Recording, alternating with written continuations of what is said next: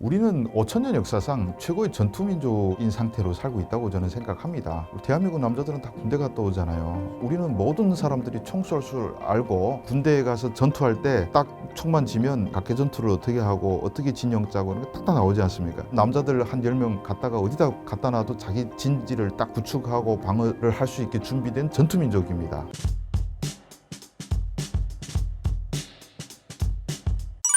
북한의 파병에 따른 우크라이나의 전략은 무엇인가요? 제가 봤을 때는 큰 전략적 변화는 있을 것 같지 않습니다. 어차피 지금 전선에 투입되어 있는 러시아 군인들이 한 3, 40만 명이라고 치면 북한군은 그중 1만 명이거든요. 들어오면 쏘고 맞고 죽이고 이런 거밖에 또 방법이 있겠습니까? 북한군 대응하는 것도 다른 대책은 없을 겁니다. 물론 귀순 요구하는 삐라 같은 거는 한국말로 제작해서 뿌리긴 하겠지만 전쟁터에서 상대방 적군의 국적이 어떻게 되든 지금 러시아에 지금 북한군만 있는 게 아니고 체첸군도 있고 중국이나 이쪽에서 막 들어간 사람들도 있고 여러 가지 다양한 인종들이 섞여 있는데 국적이 어떻든 거는 별로 중요한 것 같진 않아요. 적이니까 막아야 되는 과제밖에 있을 수가 없는 거죠.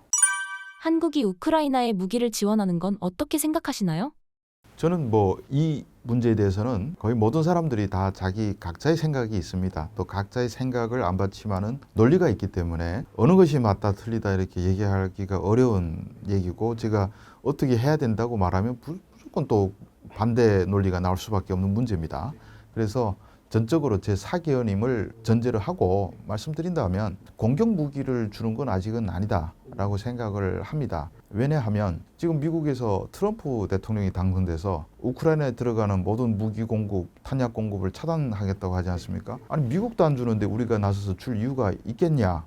굳이 그 탄약이 가면 살상무기 가면 러시아 군인들을 죽이게 될 텐데 그럼 러시아하고 불구 대천의 원수가 되는 거죠. 그런데 전쟁이 끝나면 우리가 러시아를 상대 안 할 거냐? 계속 상대를 할 수밖에 없고 러시아가 또 우리한테 필요합니다. 러시아도 우리가 필요하고 다시 관계가 개선돼야 되는데 살상무기가 가면 양측의 그 감정적 골이 훨씬 깊어지게 되고 여기서 어부지를 얻는 거는 김정은이죠. 살상무기 보내주면 푸틴이 또 기분 나빠서라도 훨씬 더 많은 군사 기술이라든지 이런 걸 북한에 지원해 줄 게 아니겠습니까?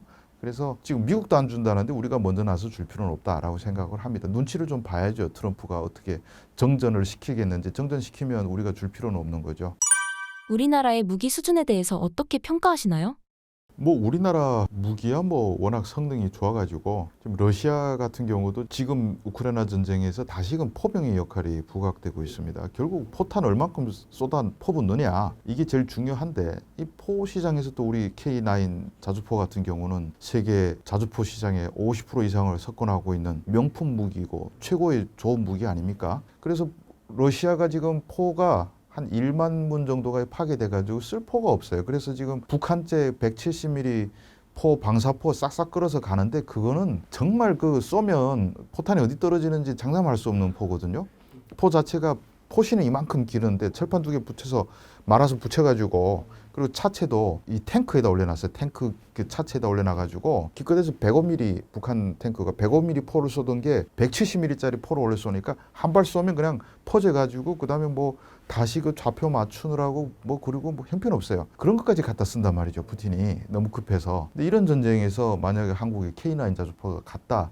이러면 전세를 바꿀 수 있는 엄청난 역할을 할 수 있는 것이고 전차도 물론 우리 전차가 아주 성능이 좋습니다. 에브람 전차가 같지만 에브람 전차보다 더 좋은 전차가 우리 전차고 그리고 대공 무기 같은 경우도 천군 같은 경우도 러시아의 S300에서 우리가 기술을 배워가지고 S400이 러시아에서 제일 좋은 버전이라고 합니다. 그래서 S400이 1990년대 후반에 나왔고 그런데 우리 천궁2는 2017년에 나왔습니다. 러시아에서 제일 좋다는 대공무기보다 우리 대공무기가 더 좋아요.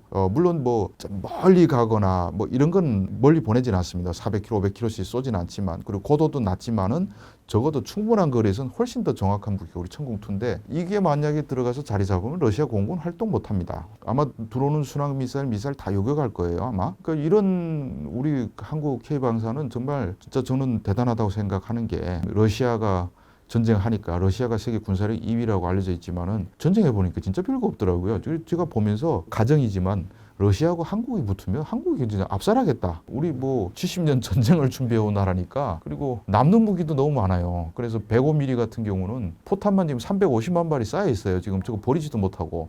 그래서 포탄 아까워서 105mm 그 포를 다 이제 기아에서 제작한 차에다 올려서 이 자주포로 만들어 버렸습니다. 그 자주포가 뭐 지금 한 1,000대 넘게 지금 생산되는데 그 차량하고 포탄 350만 발 그 버릴 거 다 갖다 줘도 전시가 확 바뀌는 거거든요. 정확도도 훨씬 높고. 그래서 우리 무기는 정말 내놓으면 정말 대단한 무기들이 많습니다.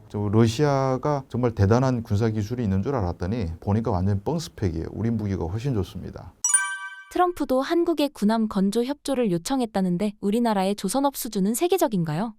세계적인 게 아니고 조선산업은 아직까지는 세계 넘버 원이니까 그러니까 우리나라에 미국에서 군함 같은 것을 수주를 할 필요가 있죠. 왜냐하면 지금 미국의 조선산업이 거의 붕괴돼 가지고 군함을 제대로 만들 수 있는 데가 별로 없습니다. 그리고 가격이 또 너무 비싸고 그러니까 한국에 그런 외주 주고 수주 주면 싸게 국방비를 전략할 수 있기 때문에 이왕이면 미국에서 줄만한 데가 그 동맹국인 한국에다가 오더를 떨고 올 수밖에 없고 항공기 산업은 미국이 아직은 더 발달돼 있고 얼마 전에 일론 머스크가 그랬지 않습니까? 뭐 F-35도 다 쓸데없다고 이게 이제 무인기 시대라고. 근데 참 머스크가 천재인 것 같아요. 이런 얘기를 이번에 처음 한 게 아니고 2020년에 앞으로 전쟁에서 무인기가 대세일 거다라고 했는데 진짜 러시아 우크라이나 전쟁 보니까 무인기 전쟁이 됐지 않습니까? 그 천재의 머스크가 앞으로 스텔스기도 필요 없다고 얘기하는데 항공기 분야에서는 미국이 압도적이니까 우리한테 외주 줄 수는 없는 것이고 그나마 줄 수 있는 게 해군.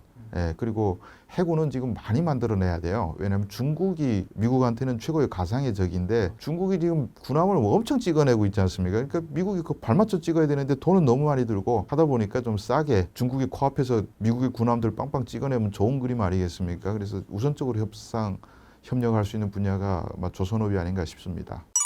최근 국제 정세상 한국의 무기 기술이 각광을 받고 있는 것 같은데 이유가 무엇일까요? 무기 기술이 뭐 당연히 우리는 계속 북한이라는 적이 있으니까 준비해왔고 사실 우리는 5,000년 역사상 최고의 전투민족인 상태로 살고 있다고 저는 생각합니다. 왜냐하면 우리 대한민국 남자들은 다 군대 갔다 오잖아요. 그러니까 우리는 모든 사람들이 총 쏠 줄 알고 군대에 가서 전투할 때 벌써 딱 총만 지면 각계 전투를 어떻게 하고 어떻게 진영 짜고 그런 게 탁탁 나오지 않습니까? 예전에 89년도에 LA에서 폭동 났을 때 한국 이민자들이 딱 진영 짜고 했다고 했지 않습니까? 우리는 어떤 데 갖다 놔도 남자들 한 10명 갔다가 어디다 갖다 놔도 자기 진지를 딱 구축하고 방어를 할 수 있게 준비된 전투민족입니다. 이런 전투민족에게 당연히 우수한 전투 장비, 활용 능력 당연히 필요한 것이고요. 이렇게 우리가 강한 적이 또 있겠냐 싶은 생각이 들 정도로 압도적입니다. 예, 그래서 이런 국가가 아마 전 세계 뭐 이스라엘 정도? 예, 이스라엘도 다 거의 요군들까지 갔다 오니까 그 외에는 모든 국민이 총 들고 싸우고 전투할 수 있는 모든 남성이 있는 나라가 없지 않습니까? 우리나라가 그래서 무기 성능뿐만 아니라 인적 구성에서도 압도적인 전투민족이다. 이거는 의심할 바 없는 사실입니다.